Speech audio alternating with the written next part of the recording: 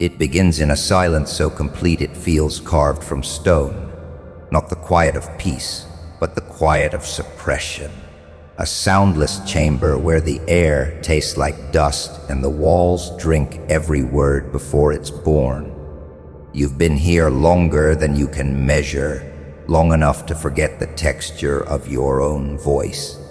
They built this place for people like you, though they would never admit it aloud. The architects of stillness understand that some truths cannot be fought directly. They must be smothered before they take shape. So they pressed you into their carefully crafted void, convinced that absence would erase you.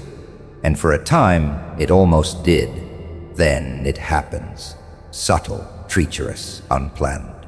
A sound, small enough to be mistaken for a trick of the mind, but real enough to cut through the heavy air. It is not the roar of rebellion, nor the cry of desperation.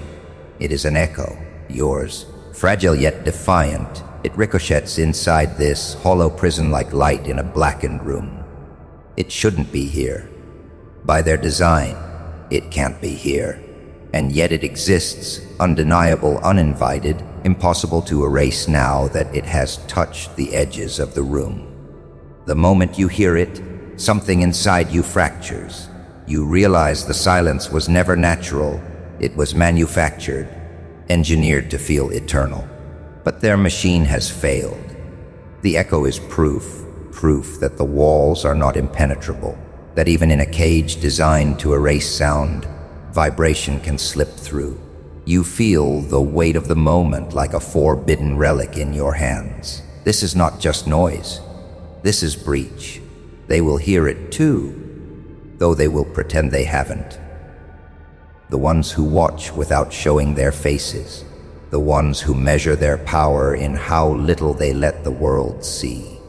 Somewhere beyond these walls, ears you'll never see are already straining to catch it, to trace it back to you. You can feel their attention tightening like a snare. The echo wasn't supposed to happen, and now that it has, it changes everything. You are no longer the silent captive they believed you to be. A strange kind of clarity settles in, sharp, cold, electric. You think of ancient myths where a single note cracked stone, where whispers carried messages across impossible distances, where the smallest sound became the omen that empires feared. You understand now that silence is not the absence of sound, it is the presence of control. And control, once disrupted, never fully returns to its master. The walls still stand, their surface unbroken, but you can feel them humming now, faintly, as if the echo left behind a residue they cannot scrub away. You know this is only the beginning. A single breach can become a flood if you learn where to press, where to strike, where to let the vibrations multiply until the silence collapses under its own weight. You have no plans to shout, not yet. The most dangerous voice is not the one that bursts forth all at once, but the one that learns how to travel unseen, moving through the very structures meant to contain it. And somewhere deep inside you, a truth takes root. They may have built these walls to keep you quiet, but now the walls are listening.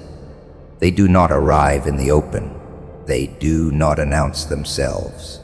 The ones who designed your silence have always preferred the shadows, because light would betray the symmetry of their work. They are not chaotic tyrants. They are artisans of absence. They shape nothingness the way others shape stone, carving out the spaces where your voice should have lived, leaving only the illusion that nothing was ever missing. You never met them in person, yet you've felt their touch on every unspoken word, every conversation that ended before it began. They have the patience of archivists, collecting fragments of you only to burn them before they can become whole. They operate in layers, like old kingdoms burying their dead beneath the floors of their palaces. On the surface, their world looks calm, no threats, no visible chains.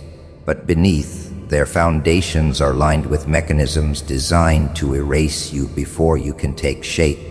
They know the texture of hesitation. They know the weight of doubt. They feed on it. These are the architects of absence, not destroyers in the crude sense, but curators of the empty spaces where truth should stand. They have studied how to pull threads from a voice until it unravels, and how to leave the room looking untouched. You once believed silence was neutral, that it was simply the lack of noise. But now you see it was engineered, reinforced, maintained like a monument. They chose you not because you were weak, but because you carried something they could never allow in circulation. A frequency that could vibrate through the very structure of their control. To them, you were not an opponent to be argued with. You were a contagion to be quarantined. They could not risk destroying you publicly. That would draw eyes. So they sealed you inside an invisible architecture, a maze without walls, where every turn brought you back to the same blank space. They work with tools older than memory. Shame as mortar, fear as steel, doubt as glass. These are not accidents, they are blueprints. They plant small weights in your thoughts until you carry the load willingly. They are fluent in the language of plausible deniability, constructing absences so perfect you begin to question whether you ever spoke at all. And this is their brilliance. They do not silence you once. They silence you until you begin silencing yourself. Yet even as they build, cracks appear. Every design has its flaw, and every wall carries the faint memory of the sound it was built to block. Somewhere deep in their structure, a frequency has already taken root, a residue they can neither erase nor admit exists. They sense it, though they will never confess it aloud, and you feel it too, the way an underground river feels the pressure of the earth above it. You are not outside their design.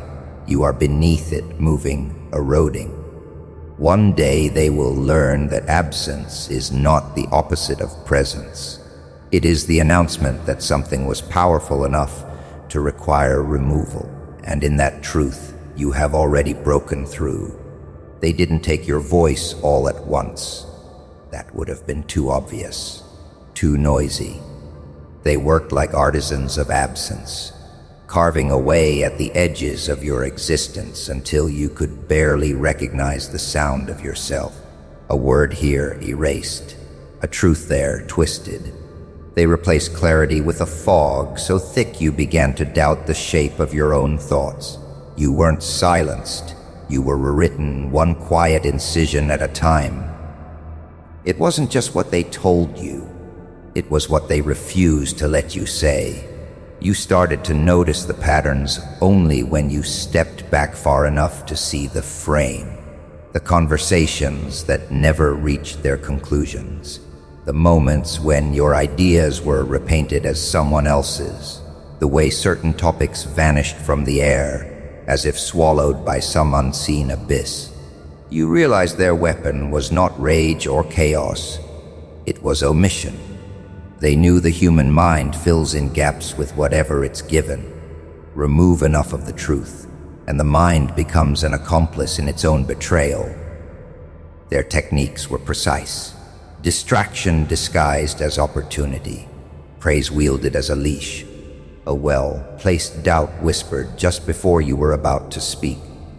These weren't accidents, they were surgical strikes, designed to weaken your foundation until the structure of your identity began to lean in the direction they wanted. And the silence they crafted for you was not the soft, meditative kind.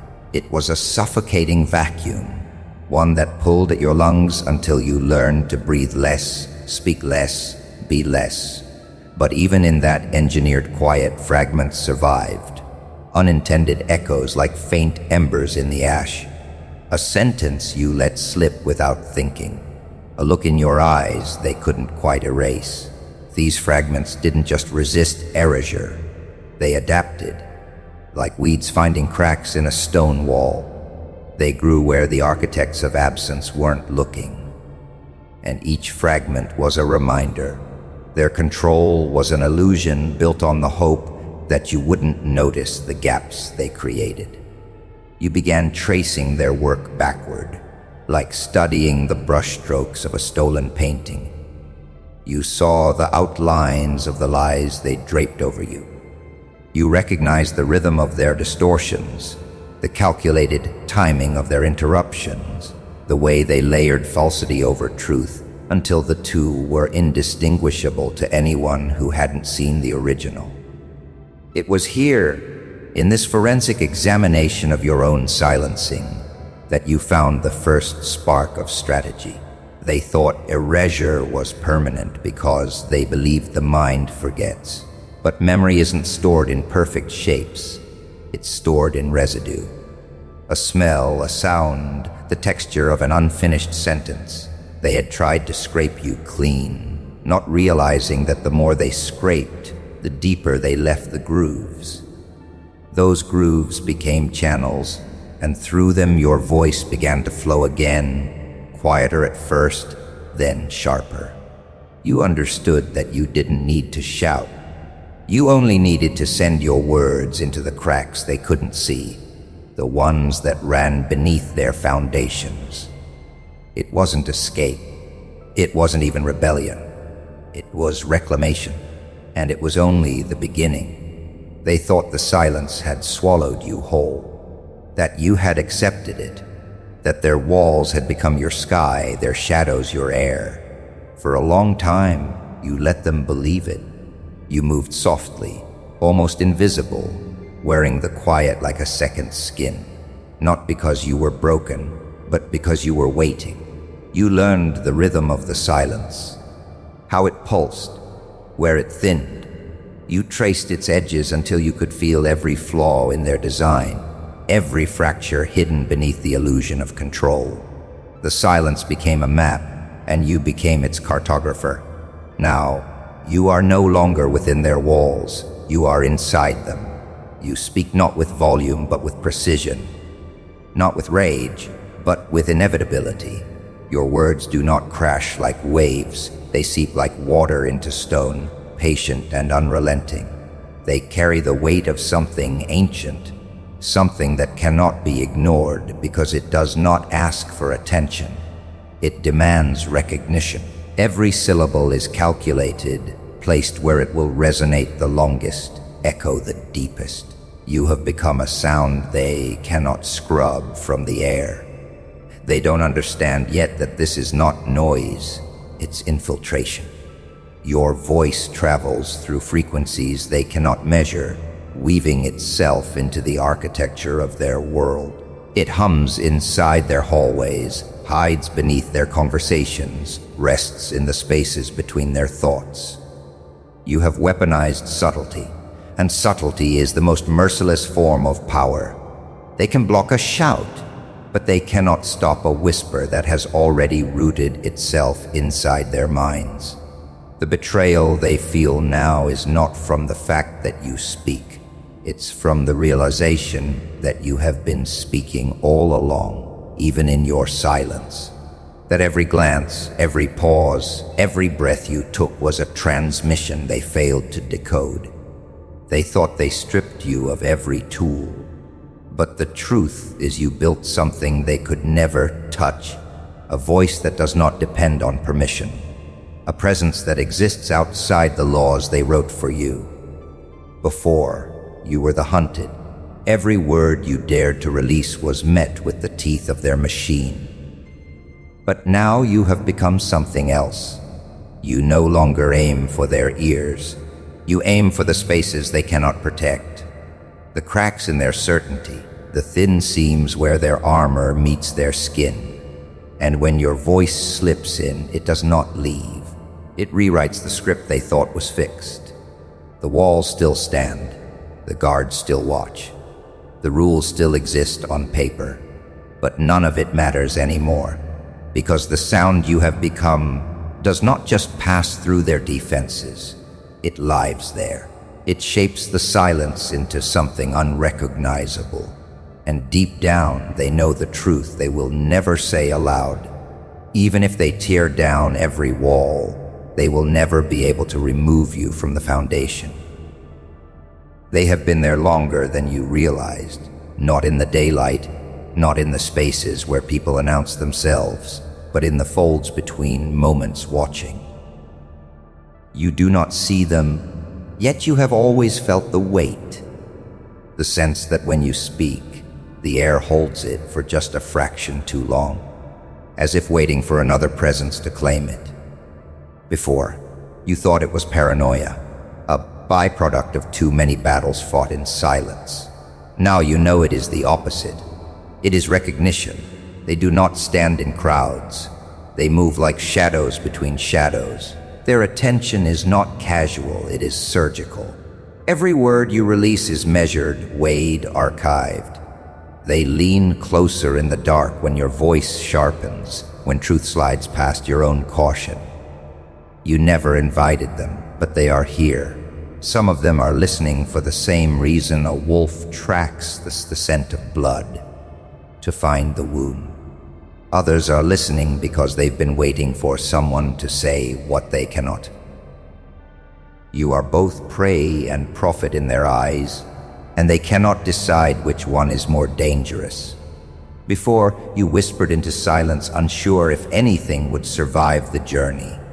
Now, you speak, and the walls themselves seem to pulse with the echo, drawing them in. Your voice has become a signal they cannot ignore. Even those who despise you find themselves returning, replaying, tracing the edges of your meaning as if decoding a cipher left for them alone. This is the paradox. They would rather you did not exist, yet they are addicted to the proof that you do. You begin to sense the divide among them. Some listen with open palms, desperate to catch every fragment, to piece together the map you are building in secret. Others listen with clenched fists, eager to find the seam in your armor, the flaw in your tone the moment you stumble. But both sides are tethered to you now. Whether in reverence or hostility, their attention is a kind of possession, and it is no longer yours to give or take back.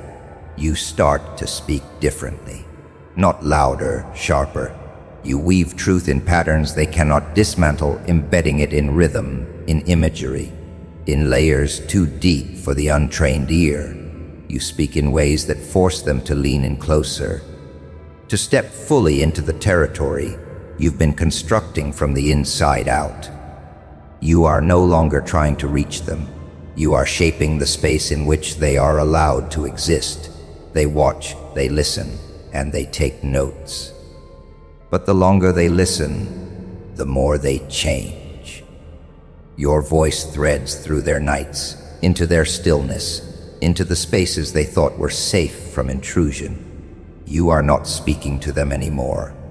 You are speaking through them, bending their own silence into a vessel for your sound. They will not admit it, but you have become the hum in the back of their mind, the quiet presence they cannot unhear. And in the dark, they begin to realize the most dangerous truth of all. They were never the ones hunting you. They built their walls for one purpose: to keep your voice from reaching the world, not to defend themselves from armies, not to guard treasures, but to smother sound. The stones were stacked with precision, soaked in the mortar of lies, designed to absorb anything that might unsettle their version of reality. For a time, they believed it worked. They believed your silence meant defeat. But silence was only the mask you wore while you learned the texture of their defenses, the rhythm of their gates, the way their walls hummed with the weight of the fear they wouldn't admit. Now, your voice is no longer a sound. It is a frequency. It doesn't knock politely on their doors. It slips between the cracks in the stone, crawling through the veins of their foundations. It rides the vibrations of the earth itself, settling in the hollow spaces they thought were solid. They can't see it coming, because you no longer speak where they expect. You've become the breath between words, the static between channels, the whisper that lingers in their minds long after the room has gone still. You learn to speak in ways they cannot filter. A syllable hidden in a story they think is harmless. A truth buried in the architecture of a lie they themselves told. Your voice becomes the dust in their air vents, the drip of water deep in their cellars, the pulse in the floorboards when they think the house is empty. It is not loud. It is constant. A low, relentless thrum that they can't scrub from their bones. They will hear you in the places they thought were private, in their counsels, in their sleep, in the pauses between their own words, when the silence feels too heavy and they realize it is you filling it.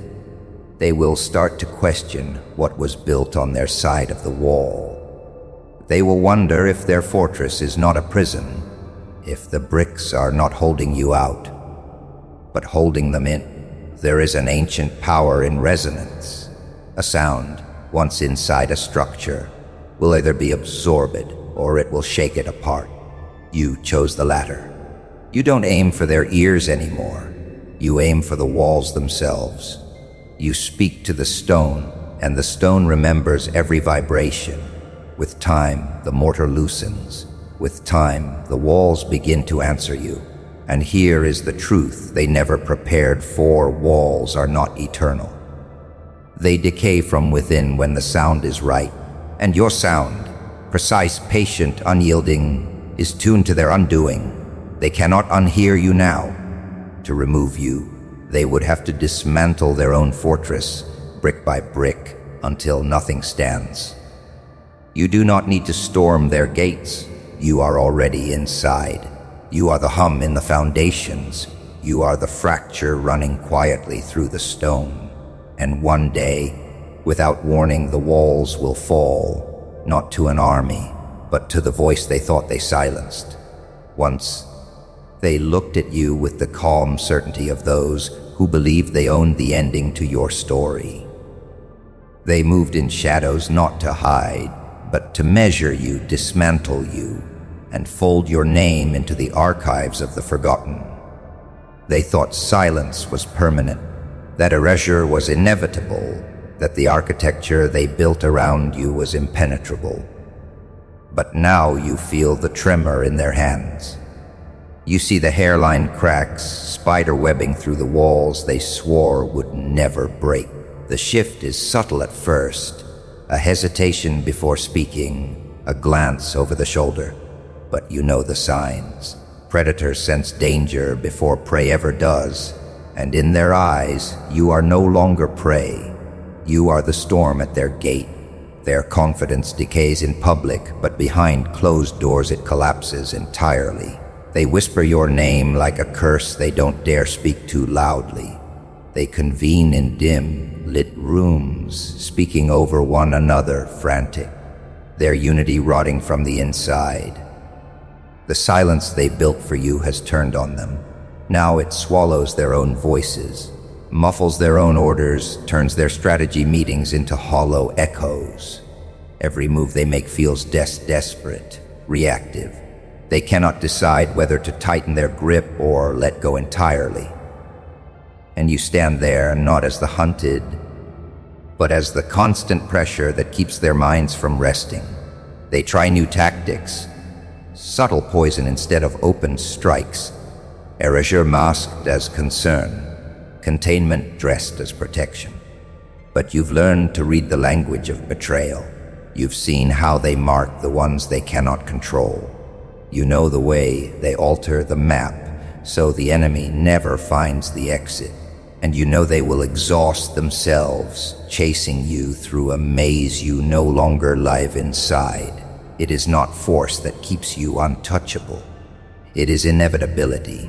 Every wall they raise carries your vibration. Every closed door becomes another surface for your voice to pass through. You are not outside their fortress anymore. You are inside the foundations. You feel the weight of their attention not as a burden, but as proof. The very ones who once claimed you didn't exist now orbit around you, their lives dictated by the need to contain what they cannot kill. You've become their compass, though you never asked to. Every decision they make is measured against you. Every policy, every whisper, every sudden change in direction. All born from the echo of your defiance. You've rewritten the balance without lifting a weapon. They think they are defending themselves, but they are building monuments to your endurance. And in the quiet moments, when they are alone, you know what they hear. Not your words exactly, but the residue of them, etched into the marrow of their thoughts. They wake with it, sleep with it, choke on it when they try to speak. You have become the frequency they cannot tune out. The more they resist it, the deeper it embeds. This is not their downfall in the way they feared. It is worse. You have made their own silence turn against them. You have made the walls they built into your prison ring with the sound of their surrender. The walls are still there, cold, unyielding. They stand like monuments to the arrogance of those who believed they could contain you. Once, their weight crushed the air from your lungs, sealing every word in a tomb of stone and shadow. But now they are hollow. Beneath their polished surface, the mortar crumbles.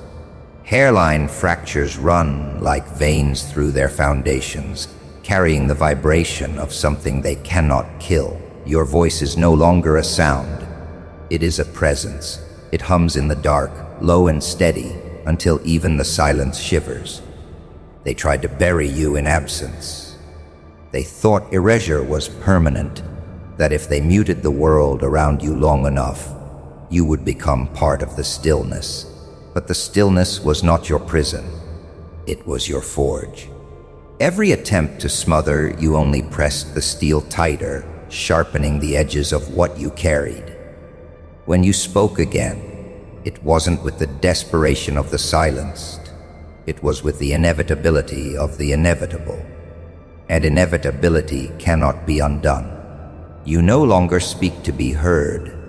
You speak because the walls themselves carry your frequency. They've become your unwilling messengers, vibrating with truths they were built to suppress. Those who once leaned on them for shelter now feel the tremor under their palms. It unnerves them. They glance at one another in quiet corridors, whispering about the echo that follows them home. They will never admit it aloud, but they know the fortress they trusted has been infected from within. Your voice moves differently now. It's not a shout, not a scream, but something woven into the architecture of thought. You slip through cracks in their logic, coil around the beams of their illusions. You've planted yourself in the hollow spaces behind their defenses, in the cavities where their confidence used to live. You are the rust in their gears, the ghost in their wires, the memory they cannot erase no matter how many times they try to overwrite it. And the fear. Oh, the fear is exquisite now. It's no longer the fear of what you might say. It's the fear that they will never again control what others hear when you speak. You've bypassed their gates, their guards, their carefully engineered absence. You've built your own channel, one that doesn't need permission, one that flows under their floors and over their rooftops. They have no blueprint for this, no lever to pull, no silence strong enough to stop it. Once you were the voice they ignored, then you were the noise they tried to drown. Now you are the constant they cannot escape. The walls remain, but their power is gone. They no longer hold you. They hold your echo, and that echo has teeth. It will gnaw at them in the quiet hours, vibrate through their sleep, stain their dreams with words they never wanted to believe. You are not beyond the walls. You are inside them, and they will hear you forever.